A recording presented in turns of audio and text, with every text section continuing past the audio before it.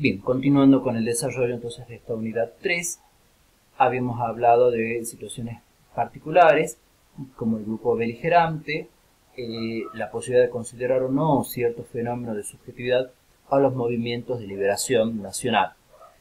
Ahora vamos a comenzar a hablar sobre el tema de la subjetividad internacional de las organizaciones internacionales. En el ámbito histórico internacional, el antecedente más importante que vamos a tener va a ser el caso de la Sociedad de Naciones, que se constituyó después de la Primera Guerra Mundial, pero que no llegó a consolidarse, máxime, digamos, la situación de la falta de participación de algunas potencias importantes y todos los hechos que después se desarrollaron y que dieron lugar a la Segunda Guerra Mundial. Ahora, en 1945 se va a crear se elabora la Carta y después va a tener lugar el surgimiento de la Organización de Naciones Unidas. La Carta, justamente de Naciones Unidas, le reconoce capacidad jurídica, privilegios e inmunidades a esta organización internacional. Asimismo, tenemos que tener en cuenta que ha sido reconocida incluso por la jurisprudencia de la Corte Internacional que esta Organización Internacional, Naciones Unidas, teniendo en cuenta la importante cantidad de Estados miembros, su subjetividad no se encuentra limitada a estos Estados miembros. Esto porque es particular. Entonces, normalmente en otro tipo de organización internacional, lo natural sería eso, que su subjetividad se encuentre limitada, circunscripta a los Estados miembros y a los objetivos, digamos, del instrumento o del acuerdo en virtud de lo cual se la crea. Pero, insisto, teniendo en cuenta la gran cantidad de miembros de Naciones Unidas y su carácter prácticamente universal, se ha dado, digamos, en aceptar que la subjetividad de esta organización no se encuentra circunscripta ni limitada a los Estados miembros, sino que tiene un carácter universal. Acá en forma bastante breve vemos en esta imagen del PowerPoint un poco la evolución de la cantidad de miembros en los últimos años, lo que ha llevado a partir del año 2011 que tenga 193 miembros con el ingreso de la República de Sudán del Sur. Entonces, Naciones Unidas cuenta, como les digo, con estos 193 Estados miembros y a su vez tiene estados que se consideran no miembros pero observadores, como el caso de la Santa Sede y el Estado de Palestina.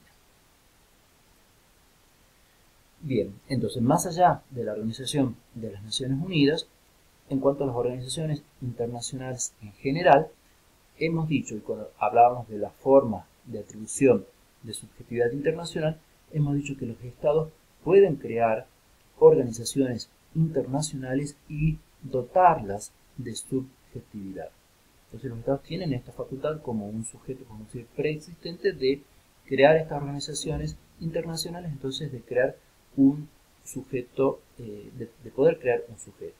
Ahora bien, la subjetividad y el ámbito de libertad, podemos decir, o esfera de actuación de este nuevo sujeto creado, va a estar dado por los derechos y las obligaciones que los estados les reconozcan a esta organización internacional.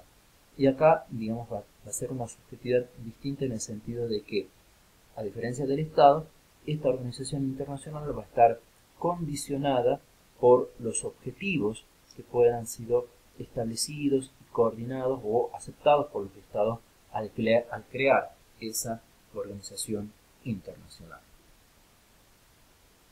Finalmente, entonces, nosotros ya hemos hablado del Estado como ese sujeto del derecho internacional por antonomasia, clásico, sin ningún tipo de cuestionamiento. Hemos hablado de los distintos fenómenos de subjetividad internacional. Hemos hablado de esa situación particular de atribución de subjetividad internacional cuando un sujeto preexistente crea las organizaciones internacionales.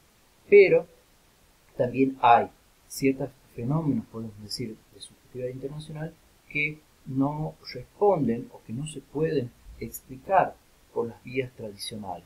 Al comienzo, cuando hablábamos de las posturas, habíamos dicho que había en la realidad distintas situaciones, distintos casos de sujetos internacionales que no se podían explicar por la aplicación de las normas o de las reglamentaciones anteriores. Este es el caso, por ejemplo, de la Santa Sede. La Santa Sede, que es el ente central de la Iglesia Católica y que comprende al Romano Pontífice, es decir, al Papa, a las congregaciones, a los tribunales y a los oficios. La Santa Sede es un sujeto de derecho internacional histórico y tradicional, entonces que tiene obviamente una rica y muy importante, como decíamos, historia y un ámbito de actuación muy importante en el ámbito de Europa.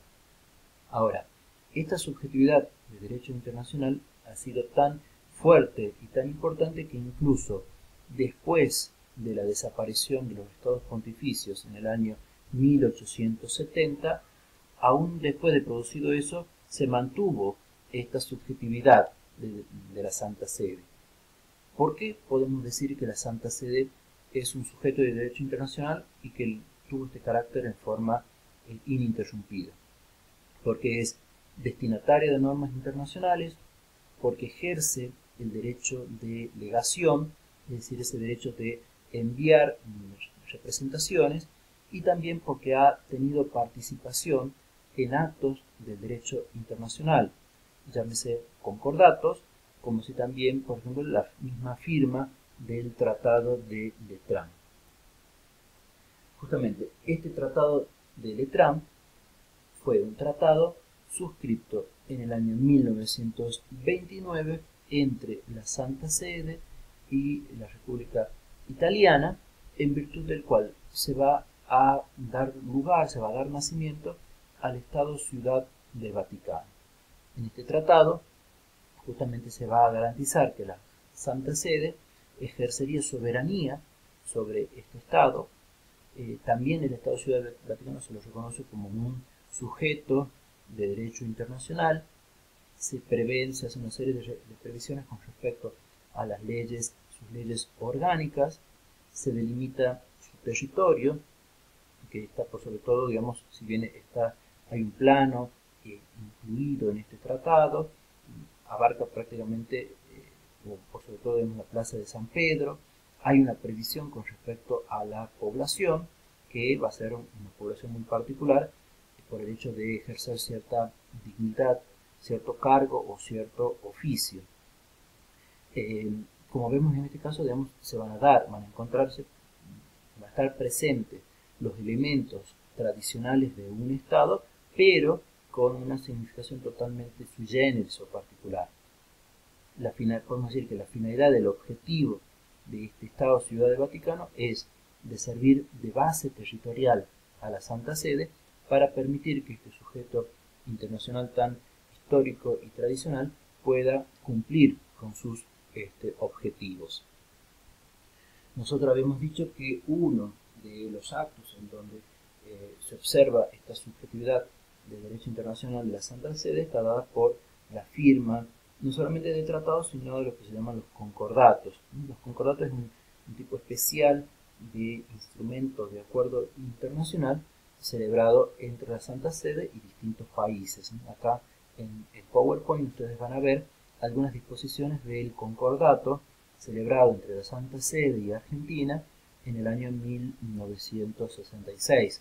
Entonces, por ejemplo, en este concordato ustedes van a ver cómo, entre otras disposiciones, el Estado argentino va a reconocer y garantizar a la Iglesia Católica Apostólica Romana el libre y pleno ejercicio de su poder espiritual, el libre y público ejercicio de su culto, así como de su jurisdicción en el ámbito de su competencia para la realización de sus fines específicos.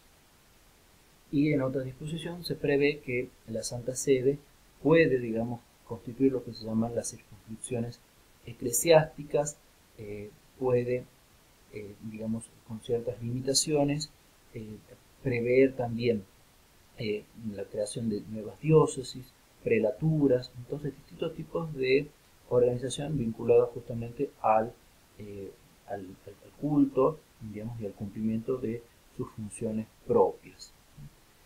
De esta manera entonces vemos cómo se da la particularidad de este sujeto del derecho internacional tan importante, que tiene una, como habíamos dicho anteriormente, una historia tan rica y que tuvo modificaciones y variaciones también muy destacadas, pero que la hacen extremadamente peculiar y sui generis, que no se puede, podemos decir, englobar o encasillar de la misma manera que los otros sujetos de derecho internacional.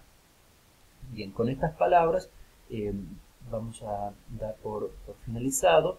Insisto, digamos que en esta modalidad de aula virtual hemos desarrollado algunos conceptos, los que consideramos más importantes dentro de la unidad 3.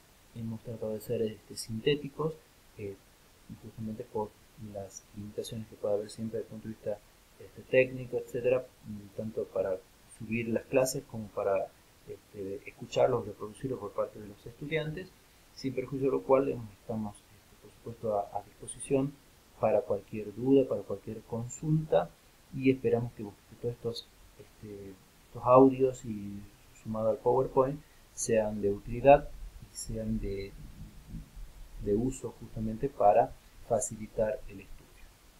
Muchas gracias.